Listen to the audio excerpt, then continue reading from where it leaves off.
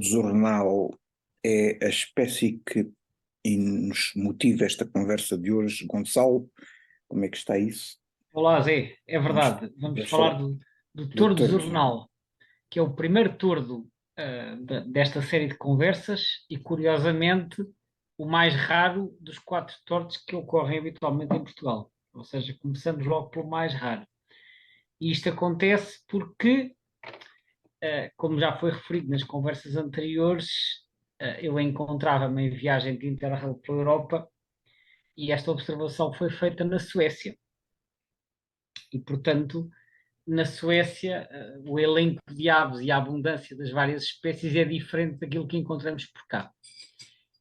E então, estamos no dia 18 de agosto de 1988 e eu tinha-me encontrado com alguns colegas, depois da minha passagem para a Inglaterra, tinha-me encontrado com alguns colegas em Estocolmo, seguimos para norte de comboio até Östersund, que é uma cidade no meio da Suécia, à beira de um lago, que foi onde fiz a observação do ganso do Canadá, que eu referi na conversa anterior, e depois nós andámos ali um bocado da manhã, deambular ali pelo jardim. Nós escolhemos aquele destino um bocadinho ao acaso. Nós queríamos ir até a Lapónia, até ao Círculo Polar, e na véspera à noite tínhamos decidido metermos no comboio, fomos até ao Östersund, mas saímos ali como podíamos ter saído no outro lado qualquer. Foi um bocadinho assim. Portanto, andávamos ali um bocadinho às voltas a tentar conhecer aquilo, que foi onde encontramos os tais gansos do Canadá, e aquilo basicamente era um jardim público com um relevado perto de um lago. É aquilo que eu me recordo.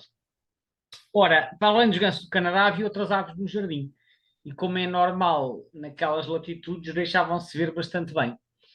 E uma das aves que me chamou a atenção foi então o tordo zornal. O tordo zornal, que é uma ave razoavelmente fácil de identificar, porque ao contrário dos restantes tordos, que são todos castanhos por cima, este até tem assim algumas manchas cinzentas que facilitam bastante a identificação. E, Este é portanto, um bicho malhado, não é o aspecto dele. sim, malhado por baixo, essencialmente, Manchado, né? manchado. Mais do que Manchado, malhado, sim, mais, manchado, mais parece. manchado, sim. Mas o que acontece é que a parte de cima também é muito característica, porque embora o dorso seja acastanhado, o urupige é cinzento e em especial a cabeça é cinzenta também. Portanto, ele tem ali um contraste de cores que não está presente nos outros tordos, um contraste nas partes superiores. E, portanto, a identificação foi bastante simples. E o tordo zornal é uma espécie bastante comum, direi mesmo, abundante na Suécia. Aliás, eu posso referir, até para dar algum contexto a esta observação, que em viagens que eu fiz posteriormente à Suécia para observação de aves, de viagens expressamente com este objetivo, eu recordo-me de ter andado de carro a fazer muitos quilómetros lá por regiões mais a norte e de parar assim em sítios um bocadinho ao acaso à beira da estrada para ver o que é que havia no meio daqueles bosques e reparei que havia três espécies que eram especialmente abundantes que estavam sempre a ver, que era a flosa musical, o tentilhão montês e o tordo zornal. Portanto, o tordo zornal em latitudes elevadas que vão acima dos... O elevadas aqui é, se quisermos, de Estocolmo para cima até ao Círculo Polar ou mais, é uma ave realmente abundante e, portanto, não surpreende que, estando eu de visita à Suécia, logo no primeiro dia tenha encontrado esta espécie, neste caso até num jardim público. Mas quando tu dizes que a vês assim de forma mais abundante, é em bandos ou há banda, Não, é assim, como os nossos melros na por aí? época dos ninhos, estas aves são territoriais, né? O que acontece é que ocorrem em densidades muito elevadas. Os nossos melros também não andam propriamente aos bandos. Às vezes podem-se ver pequenos grupos nos jardins a alimentarem-se, mas na época dos ninhos, estas aves, estes passariformes, de uma forma geral, defendem o território.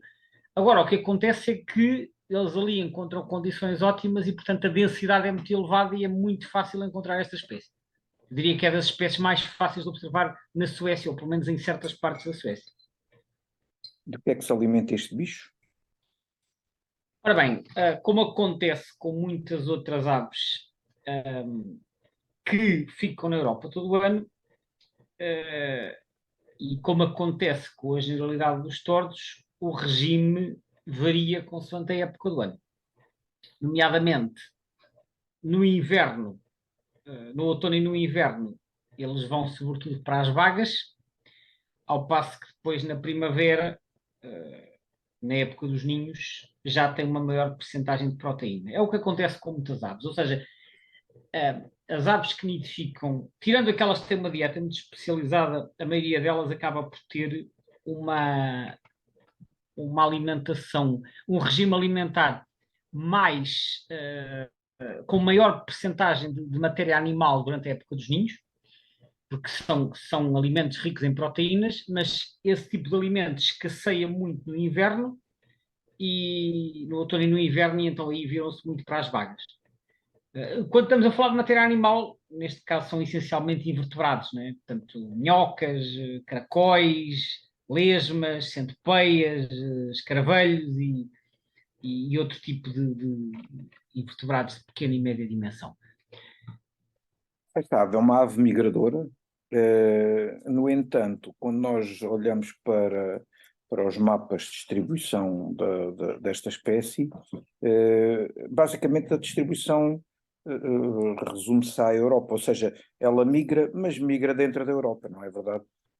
Sim, migram na Europa, vão também um pouco para a Ásia dentro, portanto, eles distribuem-se naquelas latitudes temperadas e quase subárticas, não é? E depois tem aquele estatuto que se chama mais ou menos migrador parcial, ou seja, em que as populações mais a norte migram para sul, as populações que estão em latitudes intermédias, leia-se aqui, entenda-se latitudes temperadas, permanecem na região durante todo o ano. Portanto, eles ocorrem numa vasta área, como eu disse, que se estende um pouco pela Ásia adentro, um pouco não, bastante, até porque vão até à Sibéria Oriental quase, portanto, até às latitudes que estão por cima da China. E depois, isto nas latitudes superiores são migradores, nas latitudes temperadas estão todo o ano. E depois alguns vêm até latitudes mais baixas, até à orla do Mediterrâneo, por isso aparecem em Portugal. Portanto, uma parte da população migra, outra parte não.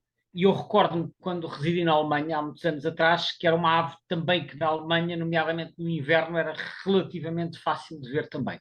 Portanto, a Alemanha está dentro da zona normal de invernada desta espécie. Portugal está no limite sul. Portanto, nós apanhamos-las em pequena quantidade, não é? E não necessariamente com regularidade, não é? Há um local em especial em Portugal em que esta espécie se pode considerar regular e eu diria até comum, que é na Serra da Estrela. Eles ocorrem, eu diria, todos os invernos, embora não tenha estado a compilar dados para poder dizer se são mesmo todos, mas ocorrem habitualmente no outono e no inverno na Serra da Estrela em altitudes superiores a 1000 metros e até superiores a 1500 metros. E até é habitual entre as pessoas que gostam de observar e fotografar aves irem em novembro ou dezembro à Serra da Estrela para procurar este e outras espécies de tordos que se vão lá alimentar de bagas. Bagas, nomeadamente de zimbros ou de tramazeiras. Eu recordo-me quando há muitos anos foi em 2001, 2002, fiz um projeto que fiz individualmente de estudar a ave e fauna da Serra da Estrela por níveis de altitude, de ter encontrado muitas vezes esta espécie na Serra, e houve uma ocasião em dezembro de 2001 em que eu encontrei um bando de 110 indivíduos, 110, a 1850 metros de altitude, portanto quase no Planalto da Torre mesmo, lá em cima, numa zona que já é só rochas e arbustos, estamos a falar daqueles zimbros rasteiros. Já não há arvoredo nenhum aí, não é? Não, isso já está muito acima do limite das árvores. E dessa vez encontrei 110. Nas outras vezes que vi, não vi quantidades tão grandes, mas a espécie é razoavelmente fácil de ver na Serra da Estrela. No resto do país são incomparavelmente mais escassos e eu posso dizer-te que, embora tenha visto a espécie em diversas ocasiões e em diferentes anos na Serra da Estrela, fora da Serra da Estrela, em Portugal, só vi a espécie uma vez.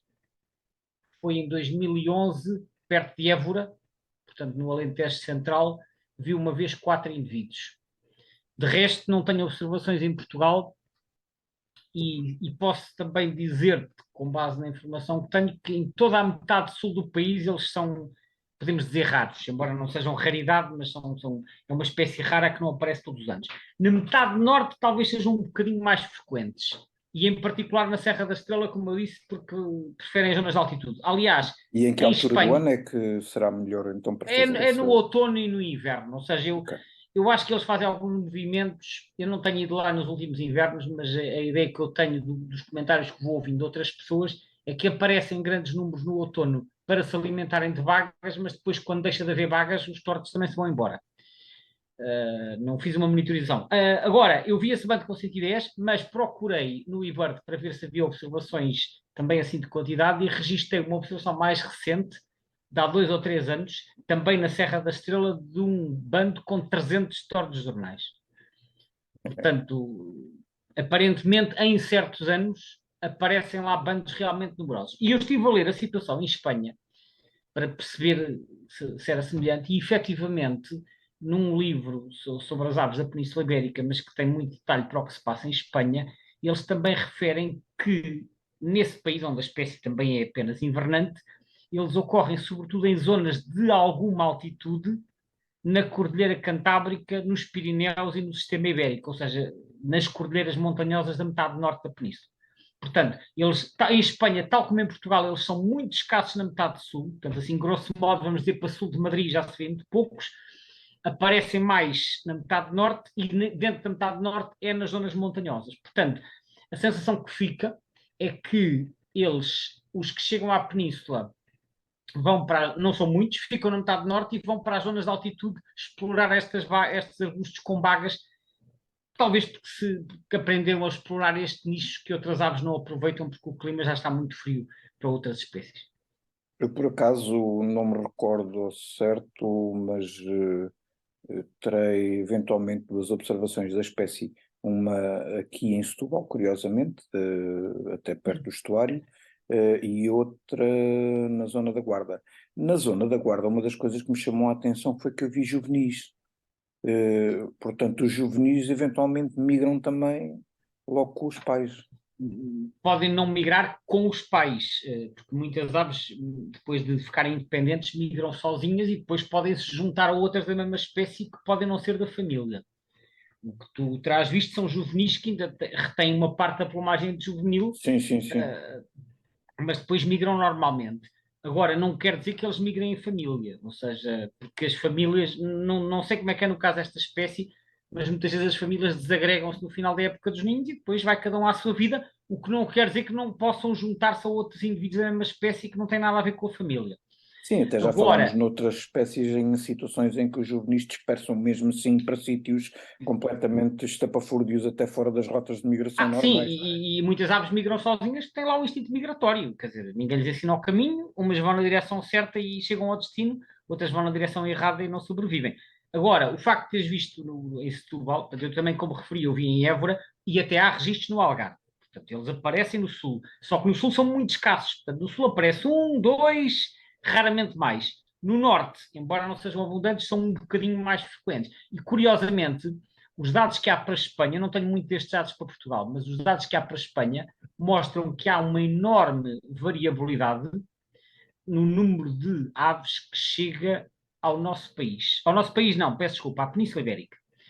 Porque isto também estará relacionado naturalmente com o clima ou com a meteorologia e com a disponibilidade alimentar nas regiões mais a norte onde eles invernam. Isto é típico das aves que nos visitam no inverno, em que dependendo das condições que se façam sentir em cada ano, o número de indivíduos pode variar imenso. E então eles citam aqui alguns números engraçados. Por exemplo, no caso da Catalunha, com base nos dados que eles recolheram, eles estimaram que no inverno de 2006 a 2007, haveria 4.000 indivíduos, portanto 4.000 tordos jornais a invernar na Catalunha. Foi uma estimativa. Mas no ano seguinte foram 273.000. Cerca de 700 vezes mais. Obviamente que isto são estimativas, mas o que significa é que no primeiro ano viam-se poucos e no segundo ano estavam por todo o lado. E isto ilustra bem a enorme variabilidade digamos, da abundância desta espécie. E isto acontece também com outras aves invernantes, como eu estava a referir. Portanto, E é o clima que eventualmente as empurra. É mais a meteorologia. Eu há pouco referi clima, depois retifiquei para meteorologia, porque os termos são distintos. O clima certo. O clima refere-se a uma média de situações. E é uma característica. É uma característica de uma dada região, embora o clima possa evoluir e variar. e quando nós falamos das alterações climáticas, por exemplo, de haver um aquecimento, de haver alterações dos padrões de precipitação, mas o clima mede-se ao longo de um período de 30 anos. A meteorologia tem a ver com a variabilidade de curto prazo. E nós termos um inverno seco ou um inverno úmido é mais do domínio da meteorologia do que do clima. Portanto, só que nós às vezes misturamos os conceitos e até eu me engano, como me enganei há pouco a falar, mas efetivamente o que eu queria dizer é, dependendo das condições meteorológicas que se façam sentir num ano em particular, adicionando a isto a disponibilidade alimentar, porque, por exemplo, o que pode acontecer com estas espécies que vêm do norte é, se tu tiveres um ano que foi bom em termos de nidificação, ou seja, em que houve uma grande sobrevivência de juvenis, morreram poucos, sobreviveram muitos, e depois quando chega o outono, de repente não há alimento em quantidade suficiente para alimentar todas aquelas aves que nasceram, mais as que já existiam, de repente há uma escassez e eles vêm por aí abaixo em grande quantidade. Portanto, é claro que o frio poderá ajudar a isto. Portanto, digamos que há aqui um mix de fatores, que é sucesso da época reprodutora, escassez de alimento no inverno e depois ainda, por cima disto, imagina, vem uma vaga de frio com um enorme nevão e o pouco alimento que há disponível fica coberto pela neve. Quer dizer, estão reunidas as condições para as aves não se conseguirem alimentar e virem por aí abaixo. Mas, enfim, será tipicamente esta a situação que... Aliás, por exemplo, eles referem que uma análise feita em Espanha por um autor, isto já nos anos 80, um autor chamado Santos, analisou as recapturas de aves desta espécie e chegou à conclusão que ele considerou 21 invernos, portanto, ele analisou um total de 21 invernos e teve a analisar as recapturas de aves com ilha estrangeira. E desses 21, ao longo desses 21 invernos, houve 74 recapturas, e dessas 74, 91% estavam concentradas em apenas 4 invernos, 4 desses 21. Ou seja, houve invernos em que houve 4 invernos em que houve a quase totalidade das recapturas e nos outros invernos não havia quase nenhum. Isto sugere que é uma espécie com um comportamento irruptivo que está em linha com aquilo que eu estava a referir. Nos anos vêm muitos e noutros anos não vêm quase nenhum. Exato. Olha, antes de terminarmos, ainda temos aqui uns minutinhos, vamos mudar aqui o tema. Isto em termos de nomenclatura, portanto, esta ave, se eu percebi bem, o nome dela, Turdus pilaris, quer dizer tordo. Mais ou menos. O nome desta espécie, eu também estive a ler sobre isso, o nome desta espécie é um bocadinho confuso. Diga-se já agora que é um nome original do Linneu. É daqueles Turdus pilaris, foi o nome dado pelo Linneu em 1758, o que não surpreende, porque o Linneu era sueco, e como eu já referi, esta ave é bastante abundante na Suécia, e o Linneu, no seu primeiro trabalho, ele elencou as aves que conhecia. Não elencou só aves da Suécia, porque ele tinha algumas aves americanas e de outros continentes, mas as aves da Suécia, a maioria delas já lá estavam porque ele já as conhecia. Ora, Turdus pilaris, portanto, Turdus é tordo em latim. O pilaris é uma origem um bocadinho mais confusa, porque pilaris é um termo latino que significa descabelado, digamos, ou sem cabelo, mas que neste caso, isto não é nenhuma indireta a ti. Não... Obrigado. Mas neste caso, supostamente significaria sem popo, ou sem crista, por comparação com outra espécie. Isto deriva de pilado, não é? Pilado, que é sem cabelo, e deriva de pelo, que é cabelo. Isto será o termo latino. No entanto, também refere aqui no dicionário, o dicionário que eu estou a ver é o Keto Scientific Names, que está no Birds of the World. Eles dizem que também há um termo do latim moderno, pilaris, com o significado de tordo. Era aquilo que tu estavas a dizer. Portanto, neste caso seria todo tordo.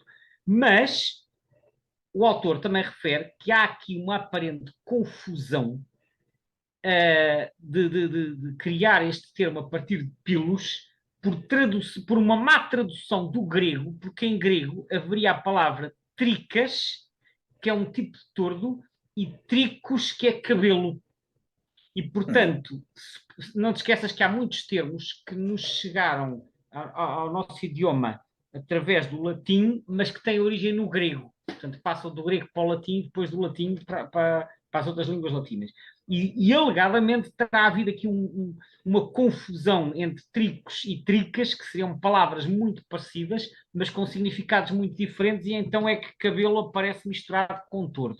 Bom, portanto, isto é uma explicação possível que é adiantada neste dicionário de nomes científicos, mas isto não é totalmente conclusivo. E, enfim, neste momento já não podemos perguntar ao Linneu qual foi Não. exatamente o racional dele para escolher este nome, porque hoje em dia, quando se propõe um nome para uma espécie, um nome, novas espécies que são descritas, normalmente os autores explicam porque é que propõem aquele nome.